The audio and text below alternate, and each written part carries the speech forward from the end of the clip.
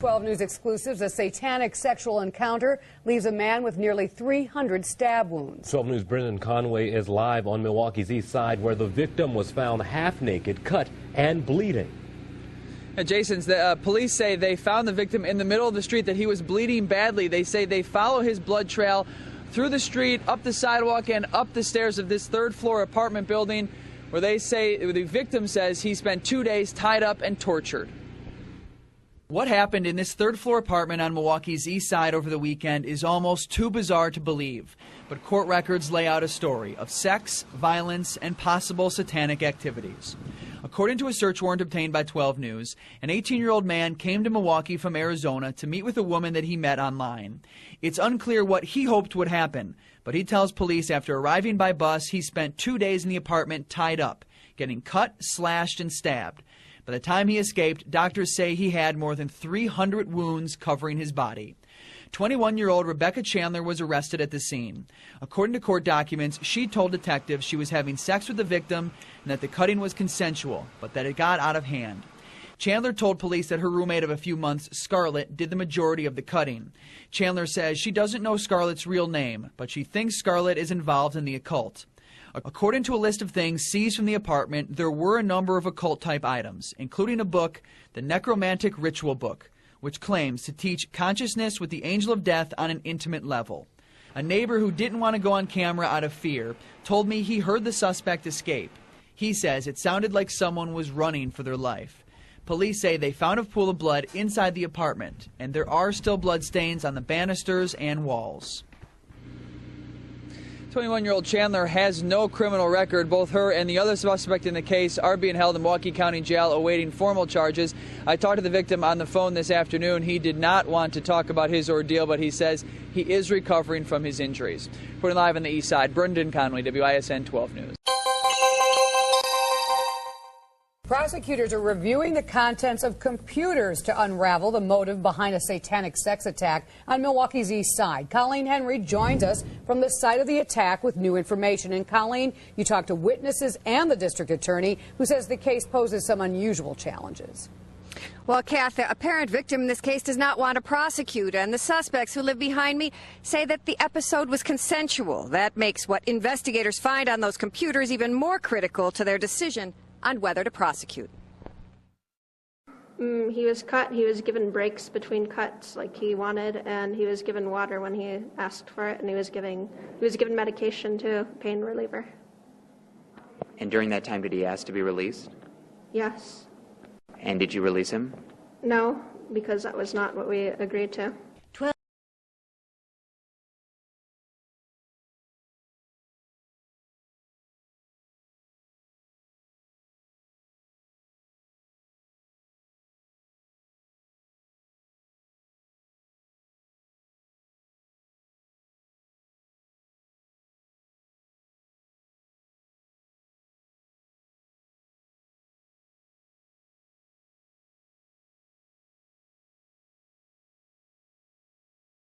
News was there 11 days ago when prosecutors released the woman behind the rendezvous while they continued to investigate.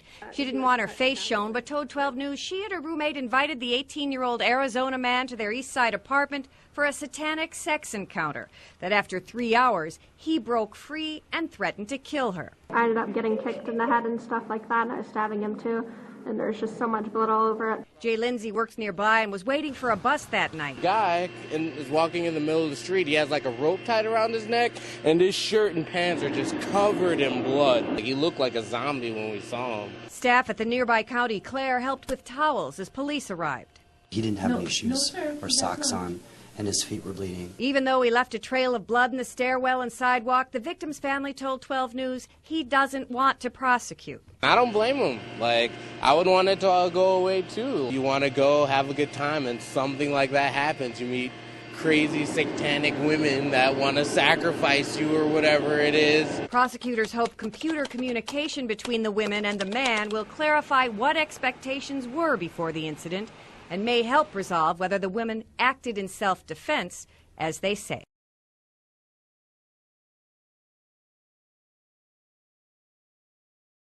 Were you surprised to learn that he told police he was held against his will? Yes, because that's a lie.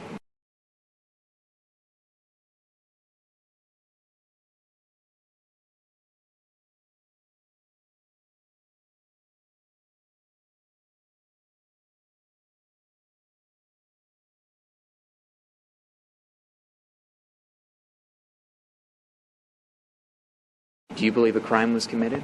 No, I believe it's just something that got out of hand for both parties, and that's it.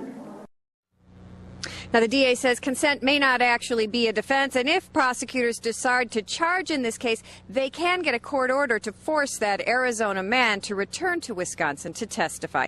They say a decision on charges may not come until mid-December. At Astor and Knapp, Colleen Henry, WISN 12 News. Courtney Jarrell was a math teacher in Utah. She's 22 years old, and she has been accused of raping a 17-year-old female student in the high school. So it's a 22-year-old woman teacher? Yes, female teacher. With a female student? Yes. Now, the age of consent in Utah is 17, and but there is one thing that you should keep in mind. If someone is 10 years older than 17, then it is not considered consent. So it would be statutory rape under those circumstances, yes. But under these circumstances, it's not. It's not. Because she's 17 and the teacher's only 22. Yes. So it doesn't fall under that exemption. But this is not statutory rape. This is forcible rape, It's right? considered forcible rape. She's been charged with forcible rape, okay? So this is all alleged as well.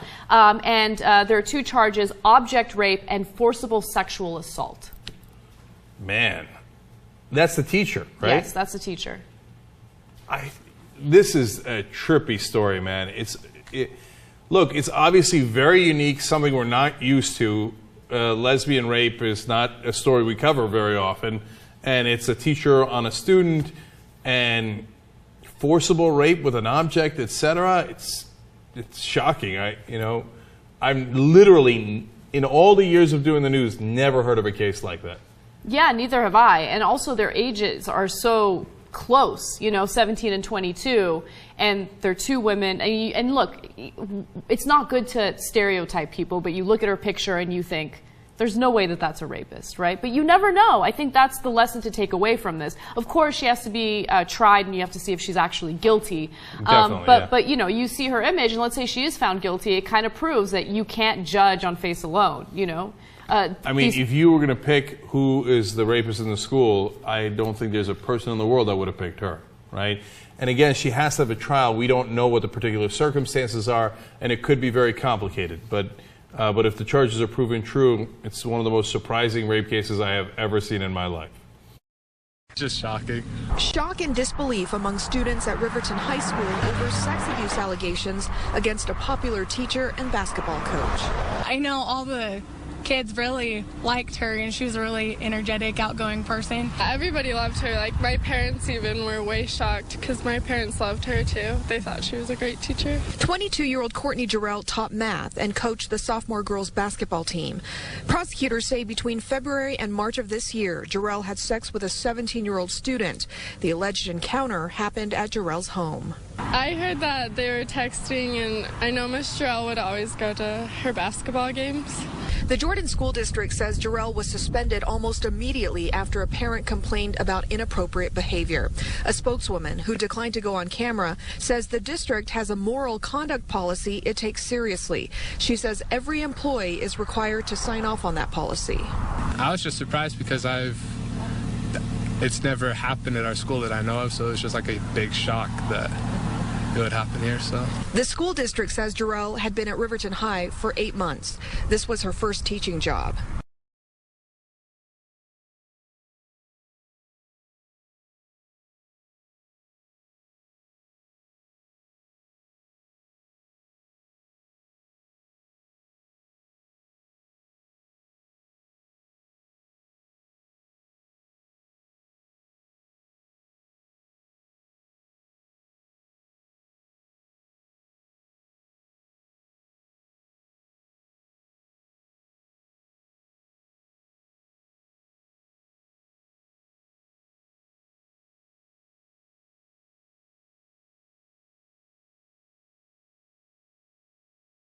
A Louisville woman is indicted on charges of rape, assault, unlawful imprisonment, and robbery. Police say Wisdom Duncan attacked a former co-worker that she thought had stolen from her.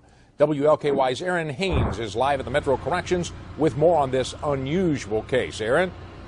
Yeah, Rick, Wisdom Duncan, also known as Sunshine, was arrested about a week and a half ago after police say she accused another woman of stealing 2 TVs from her home, then beat and raped her. They got into an altercation where the suspect hit the victim several times in the face and eyes. Metro police say that fight was just the beginning of a brutal rape and mutilation at the hands of Wisdom Duncan.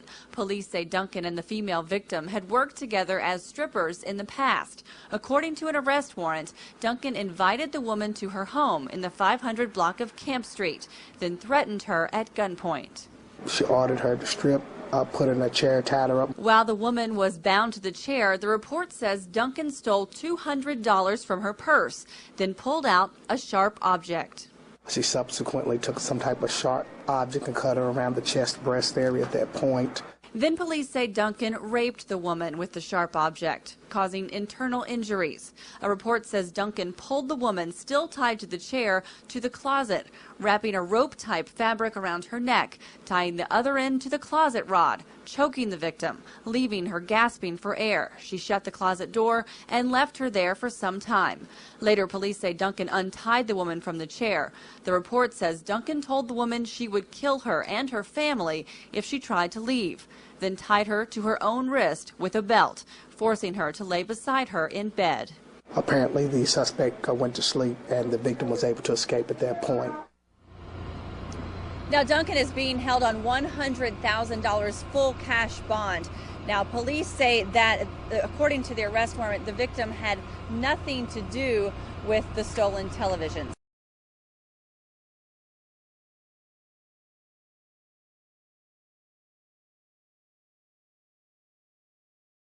Lurid and terrifying allegations about sexual advances and violent attacks in a local home. Now the woman just arrested tells WESH 2, don't believe a word of it. Linda Vaughn's locked up tonight. The allegations against her are brutal and bizarre, and she's talking exclusively to WESH 2's Gail Pascal Brown.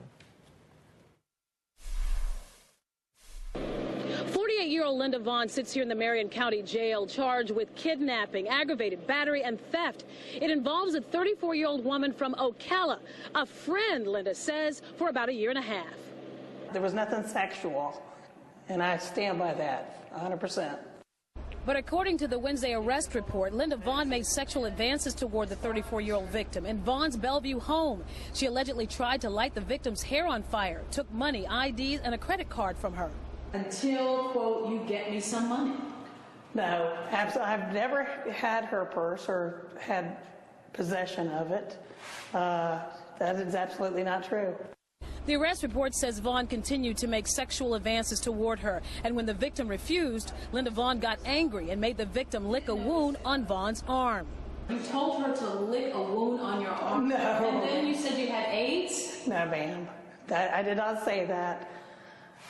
And this is the first time I've heard that. The arrest report says the only way the victim got away was by coaxing Linda Vaughn to go to a bar, and that's when the victim called 911. She left my house right out the front door. I told you the windows were open. She walked out of there and erratically hauled butt, and she was yelling something out the window.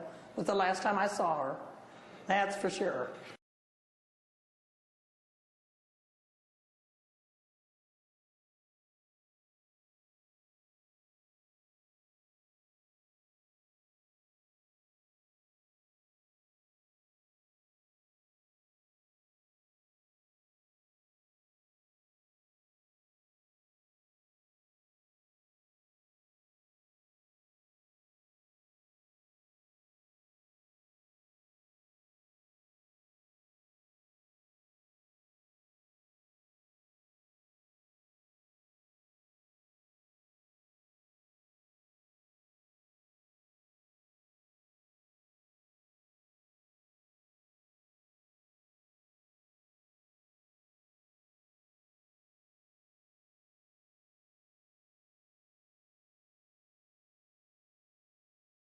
Experts say the stakes couldn't be higher for the female state trooper who conducted this roadside cavity search of 2 North Texas women captured on dash cam video.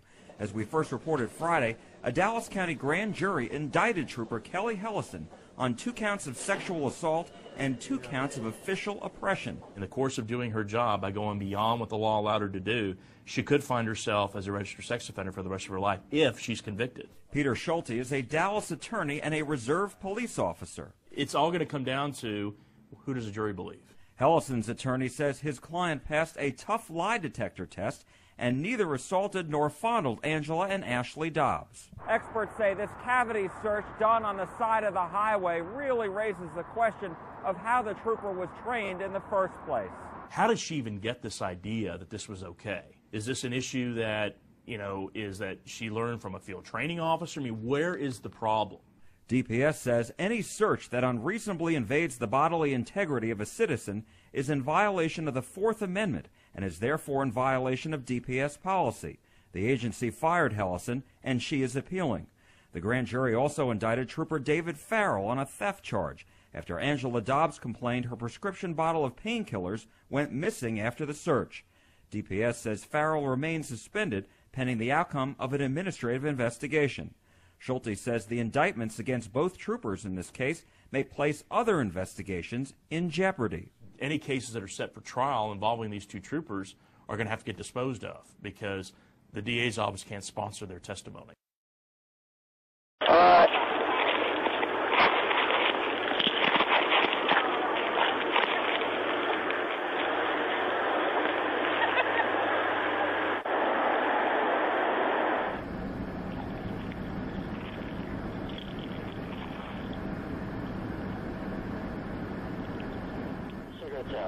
Two separate occasions. Watch the cigarette go out in our Plano. I'll be heading there. Then we can get the focus here.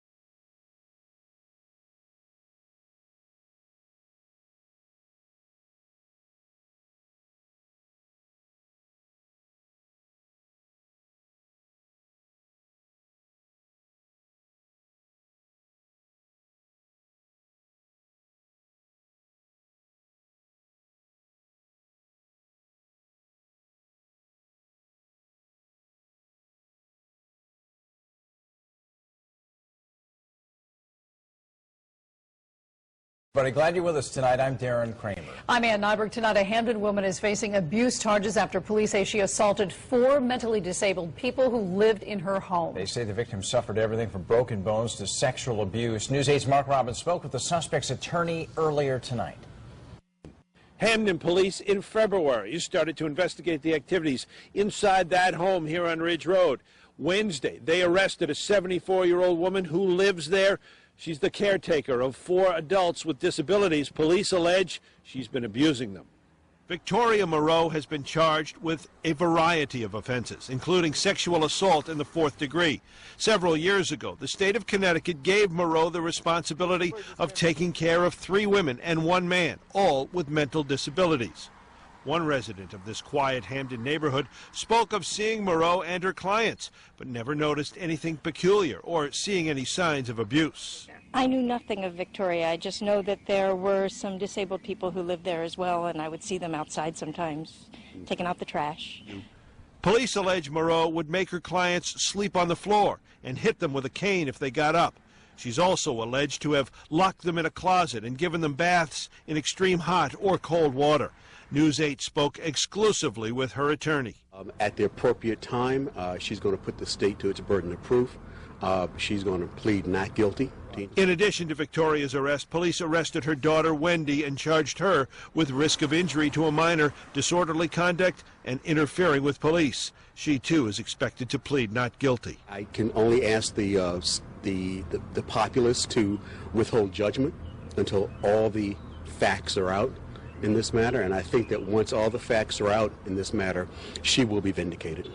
Both women are out on bond, and the 4 adults allegedly abused have gone back into the state's custody. Toria and Wendy Moreau are scheduled to make their next court appearance later this month.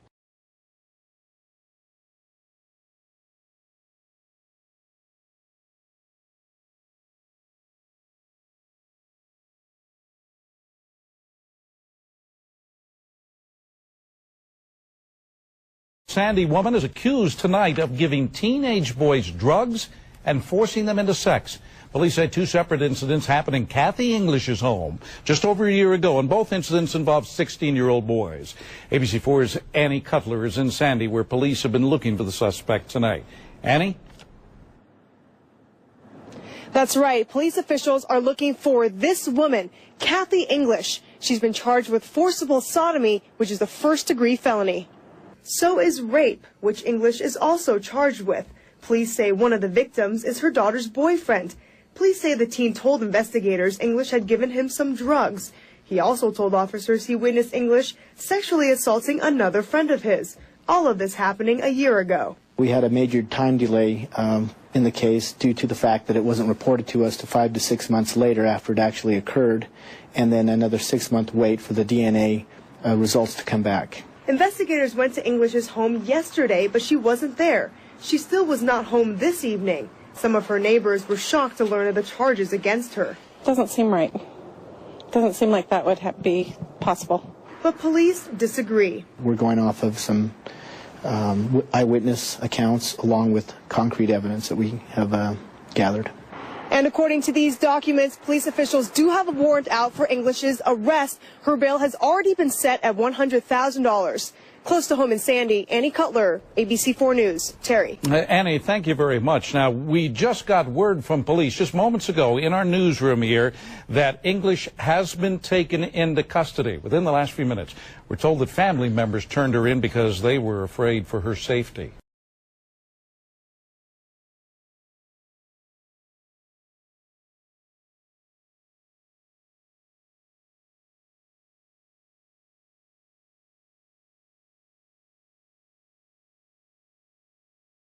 Russians do not mess around. No. One particular Russian woman is now on trial for raping 10 men. What's with Russian women? No. She's not kidding. This woman is serious. What she would do is she would go to bars and she would meet men, right? And she would invite them back to her place. Now, from the reports, she sounds like an attractive woman, so the men would go, right? They would go back to her place and she would give them like a roofie. And it would cause them to fall asleep for up to 24 hours. While they were asleep, she would wrap like a rope around their penis so it stays erect. And then she would rape them. That's unbelievable. That's unbelievable. First of all, I didn't know that would keep a penis erect.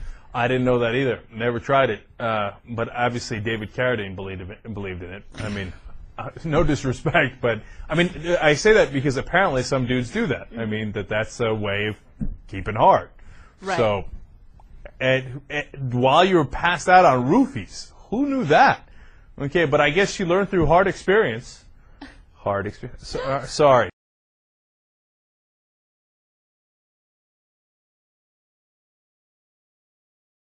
Sorry. Anyway, there's a serious story. She did this to 10 guys? She did this to 10 guys. They would wake up 24 hours later in the hospital, and they would have just severe pains in their genitals, and they had poisoning from the drugs that they were given and everything. And it's funny because there are 10 victims, right? One of them refuses to press charges, and this is what he says. He says he likes hot women, and he thought the assault was great. And that's the thing that blew me away. Apparently, this is a hot brunette who's doing this. Right. And, that guy said, hey, I just wish I was awake for it. Right. You didn't have to drug me. And this thing, the drug she gave is actually a little stronger than roofies. Mm-hmm. And some poison still remains in your system afterwards. So obviously she's going to get prosecuted to no end here. You would imagine 10 rapes. I mean, these are, before we used to have a debate about whether you could rape men. Mm-hmm. This is rape! Yes, there's no question. Because they're not awake, and you tied a rope around their penis, and you poison them. And past that, I mean, if ever there was no question, this is it. And and this is the second story we've done of a Russian woman raping men. Right. In the same way. But remember, we did a story about rape in Russia in general. And isn't it very common? Sexual harassment was, and sometimes sexual assault in the workplace was very, very common in Russia in that study that we had done earlier. But this is a whole nother level, you know. And I hope it's not a phenomenon that catches on. And I don't see why they needed to do it. In the hairdresser case where she got the assailant that was trying to rob her, kicked his ass, and then raped him, he's like, look, I was down for it for the first couple of times, right? And then she raped him over and over, if you remember, until he was exhausted or couldn't function anymore. Right. And in this case, again, if you're a hot Russian woman, you don't need the roofies. You'll be surprised how many people will say, da. But I think maybe this is what her fetish is. Because you know how people have crazy fetishes. Maybe her fetish is to drug men and sleep with them, tie ropes around their penises. Yeah. The thing that drives me even crazier about it, and like I keep going back to, and I know this is wrong, but I keep thinking, really, is she going to get punished as much as men who would do this? Because to me, like, a man who does that, put away for life, okay? Right. A woman who does that, I'm still struggling, and I know I'm wrong. And I think to myself, yeah, right? But they all came back to our house already. You see what I'm saying? That's why it's so unnecessary and gratuitous. Believe me, if you're a halfway attractive Russian woman and they came back to your house, all you had to say was you're open for business. You didn't have to go to the super roofies. Man, this world is full of crazy, crazy people.